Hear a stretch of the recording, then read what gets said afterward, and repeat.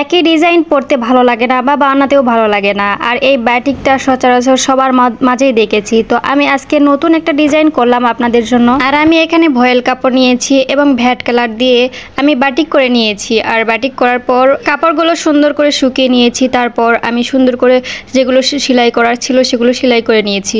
আর বাটিকের ডিজাইন বা বাটিকের ভিডিওগুলো দেখতে চাইলে কিন্তু আমার আগের ভিডিওগুলো দেখতে হবে, কারণ এর আগেও এই ডিজাইন ছাড়াও আমি অনেক ডিজাইনের বাটিক করেছি এবং আপনাদের সাথে শেয়ার করেছি।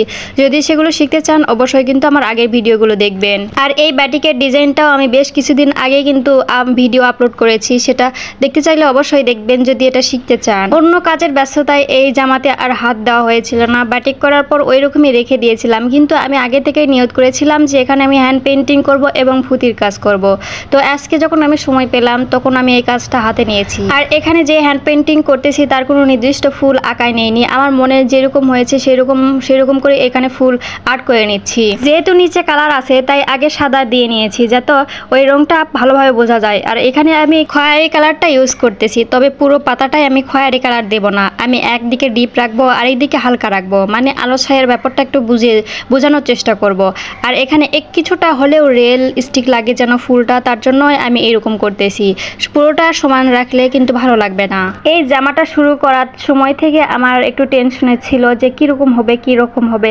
তবে একটা বিষয় হচ্ছে যে আমি বাটিক যেই ডিজাইনটা করতে চেয়েছিলাম সেটা হয়নি দেখেই কিন্তু মন খারাপ ছিল, এবং সেজন্য এই কাজটা অনেক দিন যাবত আমি রেখে দিয়েছিলাম। কিন্তু মনে হলো দেখা যাক যেটা ভালো লাগে না বা সুন্দর লাগে না সেটাই তো নতুন করে সুন্দর করে করানোর চেষ্টাই কিন্তু আমি করে থাকি, তাহলে এটা কেন ফেলে রেখেছি, এরকম মনে করেই কিন্তু এই কাজটা হাতে নিয়েছি। তবে শেষ লুকটা দেখার জন্য আমি মোটেও প্রস্তুত ছিলাম না। যখন আমি এখানে সব কাজ শেষ করেছি, মানে হ্যান্ড পেন্টিং এবং ফুতির কাজ সব কাজগুলো শেষ করেছি, তখন সত্যি লুকটা যেন একেবারেই চেঞ্জ হয়ে গেছে।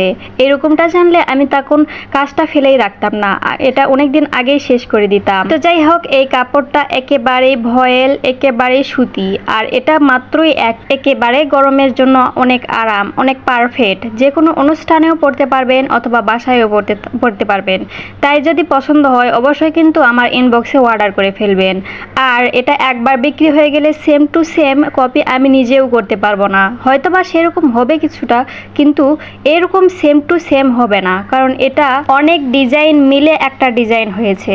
তাই দেরি করবেন না, যদি পছন্দ হয় এখনই অর্ডার করে ফেলুন সবার আগে। আর এইরকম সুতি কাপড়ের আরও 3 পিস আছে, আমার পেজ ঘেটে দেখলেই বুঝতে পারবেন। যদি সেগুলো আপনাদের পছন্দ হয় তাহলে অবশ্যই কিন্তু অর্ডার করতে ভুলবেন না, কারণ এখন অল্প মূল্য দিলেও কিন্তু সিজন সময়ে এরকম অল্প মূল্যে ছেড়ে দেব না।